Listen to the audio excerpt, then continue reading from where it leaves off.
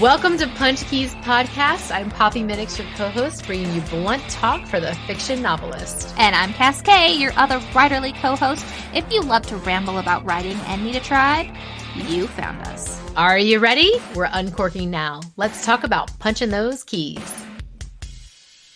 It's that time. It is that time. Yay! Poppy, it's Punch Keys! Oh my gosh, I'm so excited. I love Punch Keys Night. It's the best night. I do too. And I hope that people who listen to it are enjoying their bottle of wine as much as I am mine. Yes. Okay, you don't have to drink a bottle of wine to enjoy Punch Keys. But I had surely tea do. and wine. So Double fisting. teeing it up, wining it up. It's a little weird, not gonna lie. It's quite all right. But I like you anyways, so... Thanks. I appreciate it. Yeah, no problem, no problem. Today we are here to talk about... repetition. Oh my goodness. Repetition. Bum, bum, bum. Wait a minute. How can repetition be a whole episode? There's not that much to talk about. That is a lie. You big fat liar. Oh. I totally just sniffled. Sorry, guys. I have discovered that as you become an old woman, you, like, ancient old.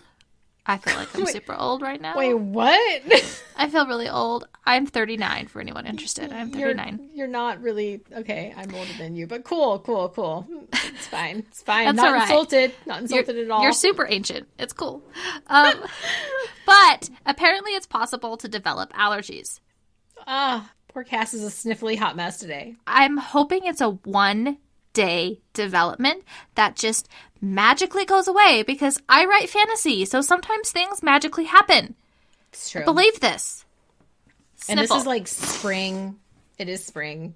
We are embracing the sniffle. Yeah, it's It'll spring. be like, it's going to settle in for me in the summer, so you'll get my sniffly self in the summer. I mean, allergies happen in spring, right? It depends on what kind of allergies you have. I have the one-day magical type that go away. That's what I Yes. have. Then It's you'll only be one fine. day of my entire life. That's what I have. Next week, you'll be just peachy. No, be tomorrow. fine. Oh, I mean, what's this next tomorrow. week Sure. bullshit? I do not like this. No. Okay, so anyway, so I am sorry if I sniffle. All right, so repetition. Oh, look, I can still sing when I have the You sniffles. can. Good work. Good work. Well done. It helps that I don't sing well. Okay, tell me about it. What do you do with repetition in your writing, Poppy dear? Oh my gosh. Well, let me think. Do you want to know the things I do wrong with repetition in my work? Because it's a lot. Me too. Gosh, I think repetition is one of my worst things that I do. And it is so hard for me to correct. And it took such a long time for me to see it. And I see it now, and sometimes I still don't know how to correct it. So I'm super lucky to have an editor that can be like, you need to stop saying that. And I go, sorry. I did say that a bunch. Because, yeah. It happens. So there's tons of different types of repetition. You can have repetitive words. That's super common. If your character sighs, oh my gosh, they just sigh constantly. And, you need to fix that. That's not something that we do. And then there's repetitive concepts where you're trying to explain the same thing over and over again in different ways. That is annoying. Not very much fun. Yeah, it could be like you're the type of communicator who I do this. Super guilty of it. My husband hates it. I'll be talking with someone. I say the same thing over and over. Sometimes I'll change a couple words, but it's because I'm trying to grab like a concept in my mind and trying to find the best way to communicate it. So it's like I'm a broken record on repeat. Yes. And I think sometimes we do that in writing with characters. It's such a natural thing to do in just normal everyday language that it's so easy to transfer that over to our writing. Especially if it's like a really big plot point or concept or shift and you really want your reader to get it. You're going to say it here, then you're going to say it again here. But I said it like with this extra sentence. And then, but this character hasn't heard it, so I said it here again. I really, really want the reader to get this. The reader's going to feel like the book is saying the same thing over and over. The reader got it the first time. You really don't need to get it. They are smarter than you think they are. So, but I'm exactly the same way. It's like when you're talking to somebody and you're excited about something, you just keep saying it over and over again, or you just don't really know how to say it and you want to make sure that you're saying it correctly. So you say it again and you say it again and you say it again, but you use different words. So it's fine, right? It's not fine. It's absolutely not fine. I'm just going to say it right now. It's not fine for your character to do it. And as a person, you also become annoying. Yes, it's true. Nobody needs to hear the same thing 3 times over and over again. It's just... At least that's what my husband tells me. Yeah, same here. I mean, it's like we always have those things where we're like, oh, and no, I got it. I freaking got it. And it's like, oh, sorry. I must have said that 4 too many times. Sorry. But that concept, that annoyance when a person does that, that's what happens in writing when you repeat. And there's like 1,000 different ways to repeat besides what we're talking about. And that's why there's a whole episode for this. Because there are so many ways to repeat when you're telling a story. Yes. And it's always the things that are most vivid in your head that you want just right that you start repeating. Yes. There's so many ways. So words are a way, while we're looking at it that like zoomed in, other thing besides words would be sentence structure. Sometimes you like to use the exact same sentence structure. Oh, that's a rough one because you'll be in the same paragraph and all of your sentences, you'll have 4 or 5 sentences and each one of them will have the exact same amount of words. That's repetition. And it's not just the exact same word. So I will caution on that because when I was trying to fix this, I actually took I wish I should go look up the instructor. I did a prose class with Writer's Digest. Writer's Digest University online. They offer a lot of different classes. I would not say go and pick up any class. Please research the instructor because I've had amazing classes through them and complete duds. So if you're looking for classes, they are a little bit more pricey. Yeah. But if you research it and it's a good instructor and it's a topic that you really want help on, it can be gold. And so I found a course like this because I was like, okay, all my sentence structures are the same. I started counting words and trying to like vary up the word count in my sentences. That wasn't what it was. Really? It's not the word count in your sentence. It's the type of sentence. It's the how many clauses you have in them, the punctuation between the clauses. It's the actual structure of the sentence. Ooh, that's neat. So if it's always your clause, comma, and clause over and over and over, it doesn't matter if it's varying in word count. It's the same sentence structure over and over and over. Got it. And that's very monotone and boring to read. Yeah, and if it's monotone and boring to read, your reader, their mind starts wandering on to different things. And that's when you start getting the point where you're like, have you read a book? And you're like, oh, I just read 3 pages and I don't know what I read. My mind was totally somewhere else. Went on auto read. No! I think that happens a lot when your sentence structure isn't varied. I could see that. It's unfortunate because I think if you start going into auto read too frequently in a book, you're like, okay, this book isn't for me. Yeah. And you stop. It doesn't matter how awesome your story is if you have that exact same sentence structure. Blah. It's taken me a while to and I'm still not good at it. But I really had to sit down and study sentence structures. There's some good books. There's some good courses. And I've honestly been studying that topic for probably 4 years now, and I feel like I'm finally starting to get better at it. But sentence structure and spag and beautiful prose is like my weakest point as a writer. I know, right? A writer, that should come naturally. If you're someone who has like amazing stories and characters that are talking to you and you can see it, but your spag, your spelling, grammar, punctuation, and your sentence structures and all of that stuff is really hard for you, I see you. I am you. I get you. There is hope for us. I promise. And sometimes it really just, it's a little bit at a time. It's just learning little pieces at a time. There's so many different books about grammar and structure, and I have to read them in pieces. I have to read chapters here and there because there's so much in there and it's so hard for me to get that I can't take it all in at once. Right. So if you feel like the dunce in the room, my hat's taller. It's okay. We're in it together. Don't stop trying a little bit at a time.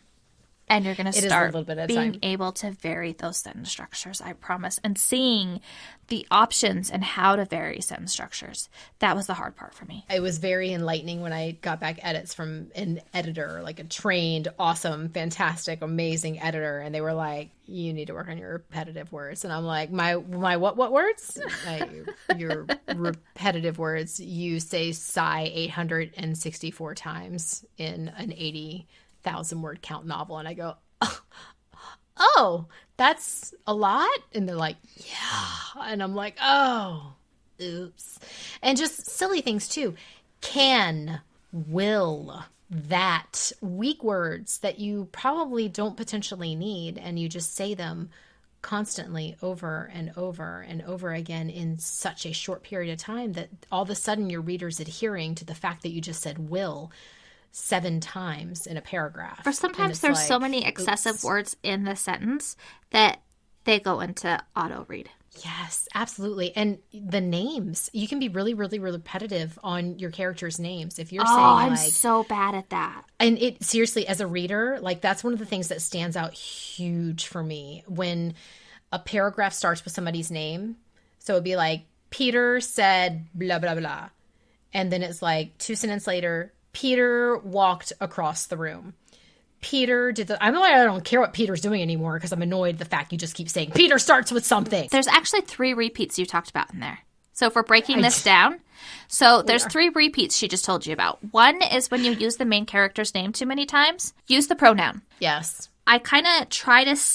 So the rules for me in using my character's name, if I'm starting a chapter, the first paragraph at the first chapter, I will allow myself one name of the main character. Mm-hmm. Then it should all be he or she or they. Or Z. Yeah, absolutely. Which is totally fine. And so then it goes on. If you have multiple characters and you have to clarify because there's multiple same pronouns that your main character is, you have to use their name to clarify it's them. Yeah. That's totally fine. But if that's not the case, use the pronoun. Yes. The other repetition she talked about is starting your sentences with the same word. Mm-hmm. You can't have the same word in all of your sentences. And that's going to go back to sentence structure as well. If all of your sentences are starting with the same 1 to 3 words, your sentence structures are probably all the same as well. Yeah. And then the third thing she hit on was your paragraph starts can also be repetitive. You have to have varying paragraph starts. Are you like ready to just throw your hands in the air? I know. I feel it. This is really overwhelming. And I'll tell you, this is, okay, so I've been writing now for 4 years, and this is a constant ache for me.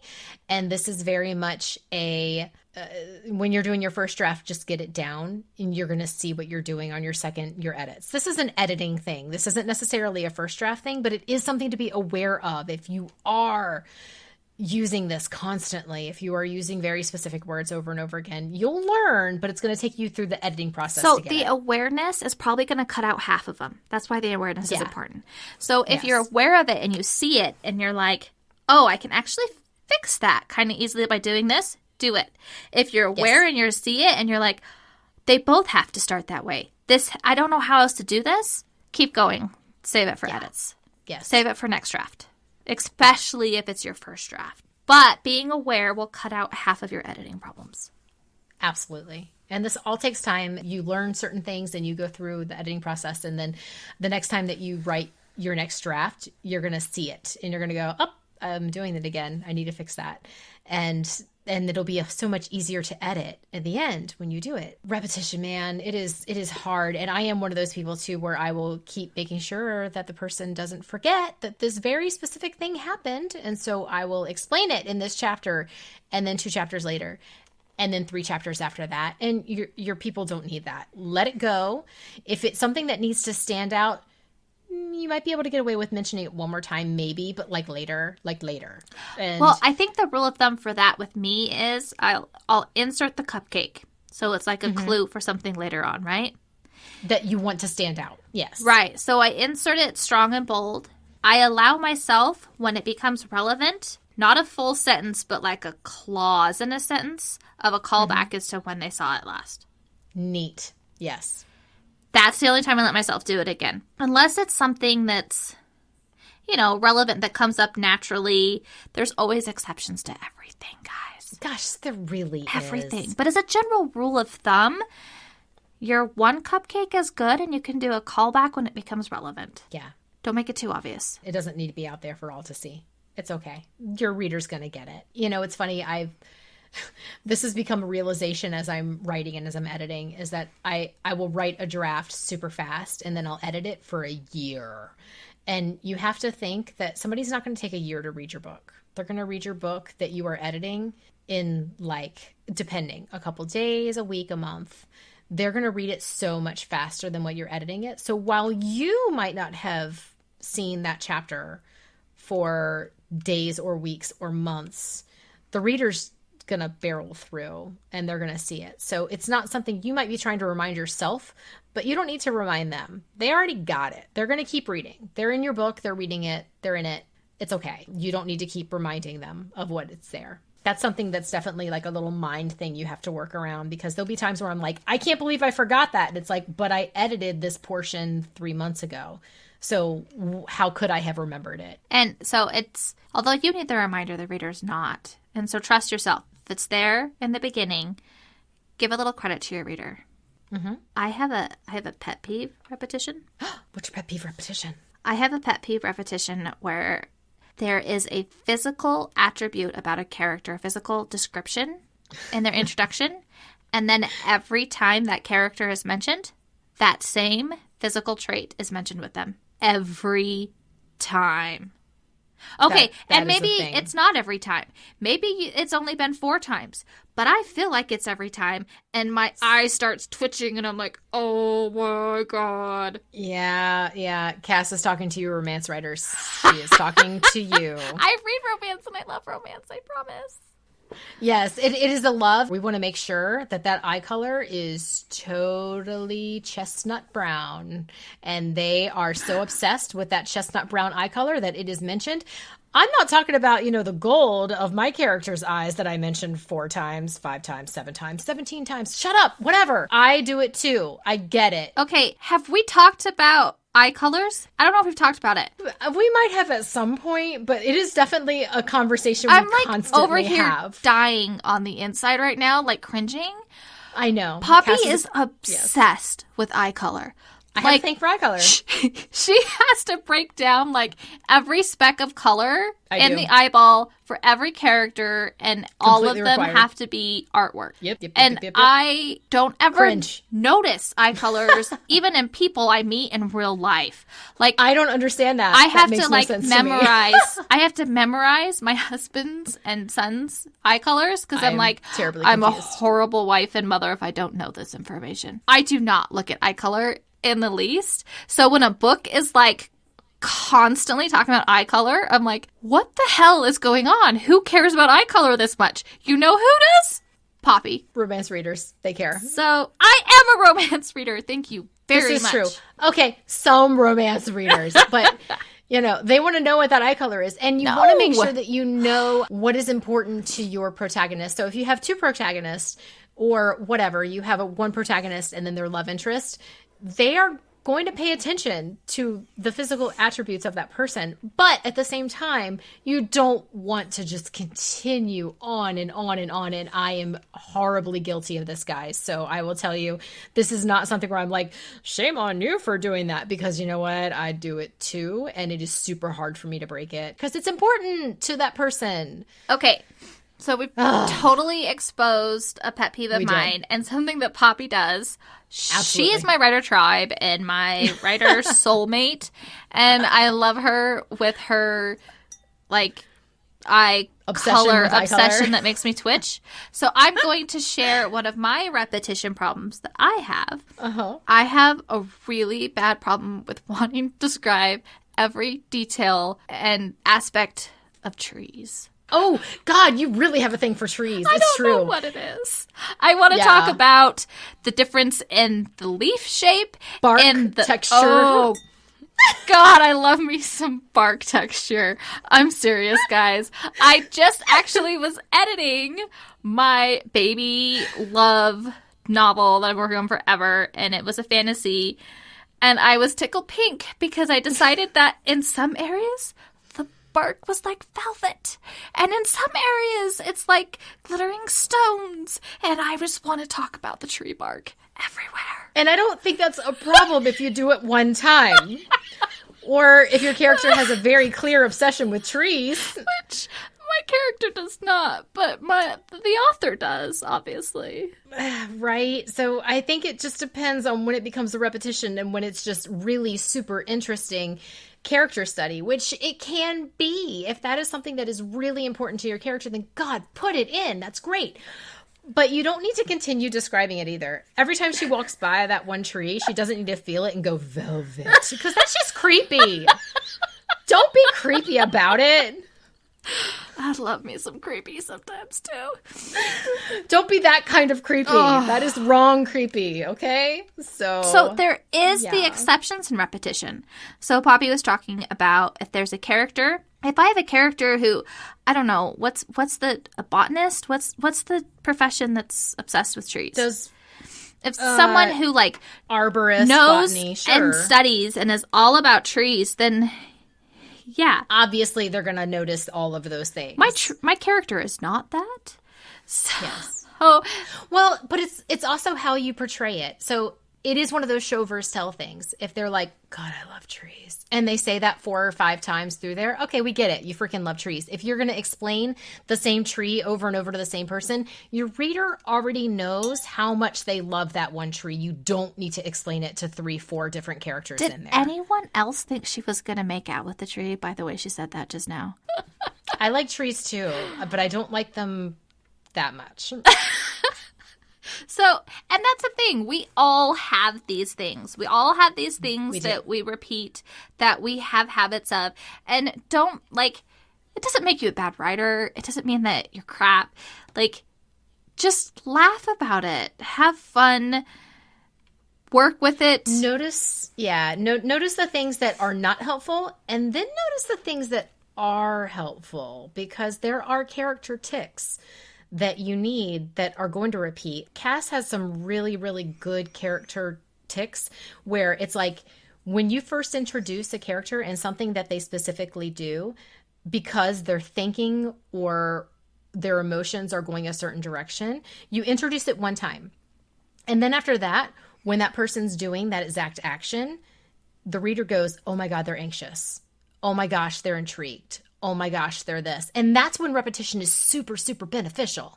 That's when it works, but you don't need to overly explain it. They don't need to say, I'm anxious. They tap something or they pick at a fray of cloth on their shirt. You know that they're anxious because of this very specific tic that they have. And Cass is like master at doing that. And I love it when I'll read her stuff because it will be like, oh my gosh, she's so anxious. Why is she anxious? Oh my gosh, this must be bad. She's feeling anxiety and therefore I need to pay attention right now. And it's this trick that is super, super good about getting your reader's attention back into what they need to be paying attention to. Yes, Poppy is totally making me blush right now. But I actually do put a lot of thought into that. So I do try to assign particular physical tics with certain emotions specific to characters. I have, my name is Cass, and I have an encyclopedia addiction. And so... She's not lying! Oh my God, that's great. I love your encyclopedia addiction. And so I have a character encyclopedia for each novel, for each series, and it will list character tics for particular emotions, the scent that they give off to other characters, favorite swear words, favorite vocabulary patterns. Mm-hmm. Alliteration I have is one for a character for his not inner dialogue but outer dialogue. He does alliteration because he's a storyteller. So nice. I'll take little literary devices and stick them. And it's hard when you have a big cast or when you have multiple projects and stuff going on. And so I tuck all of these details into my character encyclopedia. Mm-hmm. And then when I'm doing run-throughs, I double check all of that stuff. And if I need a quick reference, instead of having to be like, oh, I'm in chapter 18.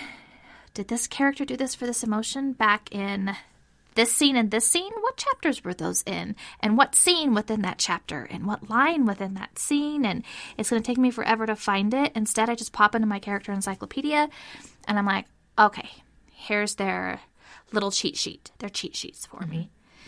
Yeah. And it keeps me super consistent. And you have to be careful with repetition. And that's why I have to have my cheat sheet, because I'm not going to do it over abundantly. I'm not going to do it in every scene. I'm not going to do it every time the character's on the page. Only when it's appropriate and only consistently for a particular emotion, a particular reaction, a particular whatever they're encountering. Particular type of magic affects them a certain way, a certain allergy. I need cheat sheets for this stuff to stay consistent and be able to keep consistent without repeating it 20,000 times. Yes. Yeah. It's easy to do that. I have like so many other encyclopedias. That's like a whole nother conversation, guys. It's a problem. Oh, it's great. I love it. And I love it when you have one of those librarian types in your writer tribe and you can be like, oh, do you have an encyclopedia on plants in North America? And it's like, well, yeah, who doesn't? It's like, oh, that would be me. But, cool. And you may not call it an encyclopedia. It might just be a sheet of notes. Sure, a document of notes. Absolutely. I tend to put all of my document of notes for stuff in alphabetical order. So it's easier for me to find stuff, is why I call them encyclopedias. Yeah, it's amazing how different people's what works for them. But, alphabetical is certainly that's a thing. That's like, you're going to be able to find it if it's in alphabetical order. But put it in some kind of order, because when you are writing, especially when you start falling into series writing and stuff like that, and you need to be consistent through your series, it can be very, very difficult to find information. And alphabetical is a brilliant way to just be like, oh my gosh, my character's name is Dave. All right, let's go look up Dave traits. And it's under Dave. So good old Dave. Your encyclopedia. Good old Dave, under the D's. You're good to go. And or curses under C, and it's easier to find. So it's a good place to start if you haven't figured out your organization part, and all that comes with time and figuring stuff out. But yes, trying to figure out your repetition for certain things and what works and what doesn't. Another really beneficial repetition is some literary devices, being able to repeat certain phrasing because the sentence is so pretty and stunning and stands out because you need it to stand out, because you repeated and this, and this, and this. And it's just like such like a oof, moment, because you used it differently than what you have before. And it really stands out that way. So I do want to kind of caution on that. If you are repeating purposely, I would recommend finding out what particular literary device you are using, because it's a literary device. These are tools. So we've talked before about like having your tool belt of tools when you're writing and going at your story. Literary devices are tools. Yes. And sometimes, like just repeating in general, there's double digits types of repetition literary devices. And so just using repetition on its own means you're probably combining several literary devices and you just have like an excess of repetition. It has to be a very specific niche tool that's repeating in a certain pattern at a certain time with a certain trigger for it to really have the impact you want. It's beautiful and it works fantastically when done right. But if you're repeating, make sure you're repeating with purpose and with understanding how you're repeating. And if you're using that really beautiful repetitive literary device 4 or 5 times in a chapter, it loses all its impact. Yeah.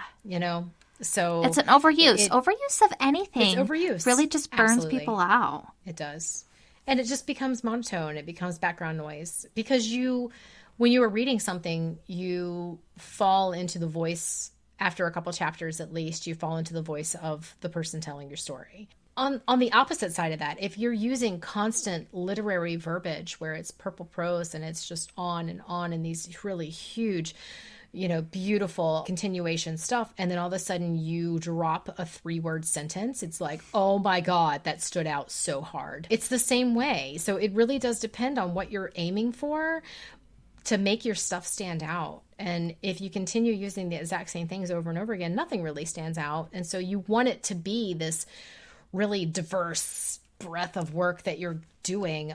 But that comes with editing too. That's not something you're going to nail on your first draft. You just want to get your story down, your characters down, and then you want to dive into all these things to make sure that you're not repeating yourself and you're making it interesting and you're working on literary devices and thinking about all these really cool things that you can do to make it shine and sparkle and interesting. Another thing that grabs me a lot of times with repetition is characters that have strong opinions about something and they state it like every other chapter. It becomes super preachy and annoying. Whether it's a belief that eyebrows should never be plucked, or whether it's a belief that spiders shouldn't be killed, whatever it is they're passionate about, if they're passionate about it all the time, I start rolling my eyes. I'm like, yeah, I know. I got it. You're big into the spiders. Check. So got it. Yes. Yeah, and it's something that you think is like super unique. Everyone is afraid of spiders. My character loves spiders. This is what defines them and makes them unique. What else? Doesn't feel that way if you say it a bazillion times. It feels like something I've heard a bazillion times. Yes. So trust your unique, cool attributes to stand out with just mentioning them once or twice. And it is really hard to do that sometimes because you get so excited that you just found out this character is like super big on saving spiders. And you're like, oh my gosh, they're so interesting because they do that. And I save spiders too. And like, this is huge. And like, this is big development. And I'm diving deep. And that is super, super awesome. Dive deep, do more. It's not just their one defining trait. So, and you don't need to repeat it over and over again. Yeah. Cass is totally right on that one because it just becomes like, again, like, okay, can we get back to the plot? The one scene where you're really showcasing that, and it's probably going to be like a favorite scene among riggers because it is so unique and it is so cool. And maybe it is something that you relate and you really were able to pull in some cool stuff. But then if that's all you talk about over and over afterwards, you take away the coolness of that scene. Let it stand on its own. Trust in it. Believe in it. That's a super, super good point because if you have hot chocolate on this very specific, holiday, that's the greatest thing ever. But then you have it every other day for the next week and a half. It loses its appeal. It loses its fun and enjoyment and sparkle. We all love some sparkle. Gosh, I love some sparkles. Right? Everyone does. What other repetitive things just don't hit? Oh, I can't stand repetitive names. Repetitive names or things that sound exactly the same, like if there's a rhythm that's the same or if there's the same. I'll start with the same letter. Yes. As a reader, it's not that I'm a speed reader and it's not that I'm like not reading. I'm not just skimming. I'm reading. But names are something where I want to be able to grab them quick. And if they sound alike or they all start with the same letter, I have to slow down every time I get to a name. And it pulls me out of the scene in the moment. If you have to remember who it is, if it sounds the same as another, it's like, oh, who are these people? Yeah, that's a rough one for me too. Yeah, like is it Nancy or is it Norma or is it Nate? Right. Like I have to stop and be like, let me double check and pause. And then I've lost my whole flow and read and I'm out of the scene and I'm like, okay, this is getting really annoying. Yeah, that's hard to do. That's a tough one. I did want to mention, so sometimes we talked in the very beginning, and I know I'm looping back, sorry. But I did want to mention we talked about repetitive words, and sometimes you don't know you're using repetitive words. So like Poppy mentioned sigh, or like excessive has, or whatever it is that you can take out. There's so many different softwares that can help you with that. Yes. I know Poppy and I both use ProWriter8. But we do. You can use, I think Grammarly is another big one. Grammarly. I had Grammarly for a nice long time, and they were good too. And there's many more. There's AutoCrit. There's all kinds of different Because ones. Poppy's talked about having an editor to go through her stuff, and that's awesome. I had an agent and her assistant go through my stuff, and it gave me such phenomenal feedback and was amazing. But I don't have an editor who goes through all of my stuff like Poppy does. A lot of times when you're going through and you're looking at it, you're reading what's in your mind, not what's on the page. Yes. And even like repeat words. Like I'll have the twice in a row, multiple times throughout my manuscript. And I'll have read that section 6 times. And I always read it as one the. And ProWriter8 is like, hey, idiot. You have 2 thes here. And I'm like, damn it. You're right. Okay. Sorry. And it just cleans it up. You want everything as clean as possible. And it's just, we're humans. We're not going to catch everything. We're not perfect. We're not. And then on top of that, so we're talking about all these repetitive things. You're not always going to see it all. You're not going to see, I don't know. I didn't realize that I was obsessed with trees. And Pro Writer A didn't actually catch it.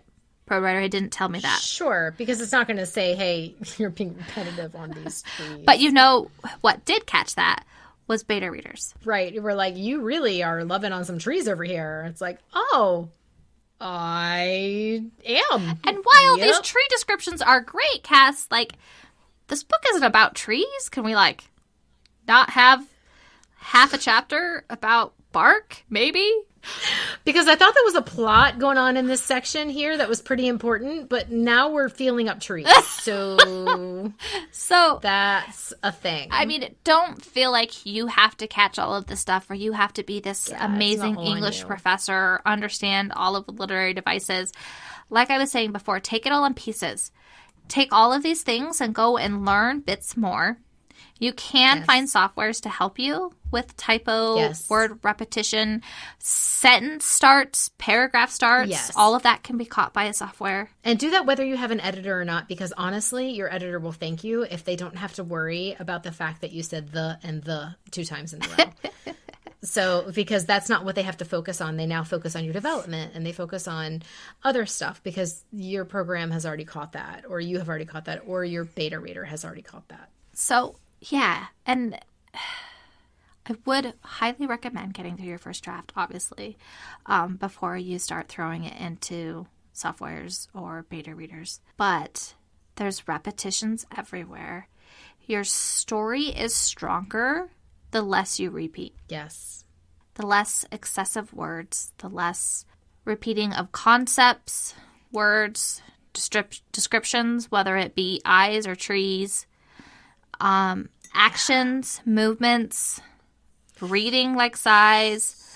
Yes. Whatever it is, your story is stronger because if you can't repeat something over and over, you're forced to find a new way to show it. Which makes it interesting. It does. And it usually reveals something new. Mm-hmm. I think it's easy when you're caught in the repeat cycle to keep going down the easy path. Because it's simple, because you are familiar with that, and that is what you do. But that does not make for really fun reading. Really fun reading is reading something fresh and new every single line and keeping reading because you're like, what are they going to say next? What's going to happen next? So mix everything up and don't feel overwhelmed if there's so many ways to repeat and so many ways to mix things up. I'm overwhelmed with all the time, so I'm right there with you. But I keep punching the damn keys. And you learn from it. It takes time, but the more that you realize you're doing it, the easier it's going to be to repair it on the first round. And you're just going to naturally flow into it and be like, oops, that was a repeat. I've been amazed at how much just having like Pro Write Aid and an editor and just realizing that that is not a strength of mine. And now I see it on the page while I'm writing it and I can correct it right off the bat. But that takes time. It's not something that you instantly do. You're not going to listen to this podcast, walk out and be like, I'm not going to make any repeats ever. You are. But you know what? It's going to be okay. And you're going to get it. It's not time rewriting the same first 3 or 4 chapters. Yeah. It's time writing and finishing books and doing multiple books. Yes. Like you really need to push yourself to just push through and finish things. Finish things. Even if they're not where you want. Even if the editing of it is super hard the first couple books that you finish. Mm-hmm. It gets easier. It really does. It does get easier every time. It really, really does get so much better every time you do it. You improve, you evolve as a writer, and you find yourself, and you find what you're doing wrong, and you figure it out. Ugh, it's great. And you learn so much more from finishing novels than you do finishing chapters. Yes. It's hard. Because you can just continue finishing a chapter over and over again, but unless you get the entire story down, you're probably going to have to go back and change that chapter anyway, because something is going to alter that's going to be like, oh, wait, that character can't do that because they did that 4 chapters later, because that's when I needed it. Not right now, but then. And that's when I have to be like, okay, what emotion are they having? So what physical tic goes with that emotion? What verbiage, what swear word do they use? What all of those details make a huge difference. It does. Okay, so I have a very obvious challenge for this one. Ooh, what's your obvious challenge? Well, obviously, we've exposed your love for eye color and my I really do love some eye color. and my love for tree bark. It's legit. So the challenge is, what is your love? Whether it's a character description, setting description, what is the thing that you are like, sit back and like really push yourself to think, what do you probably overabundantly talk about in your writing? And I want you to tell us why that thing is so awesome and why you feel the need to repeat it over and over. I love it. Because you love it if you're repeating it over and over. And I get you, because tree bark is fascinating. There's so many textures and colors and shapes and... We're getting repetitive again. So I want to hear your repetition. I hope there are other tree lovers out there. Oh, man. Okay, well, keep punching the keys and then go back and edit all your repeats out. But you know what? You're going to get it. It's going to be great. But finish your shit. You got this. Punch the damn keys. Thank you so much for hanging out with us. And if you liked this episode, please subscribe and give us that clickable 5-star love. Got writer questions or feedback? Reach out through our website. And until next time, make sure to punch the keys.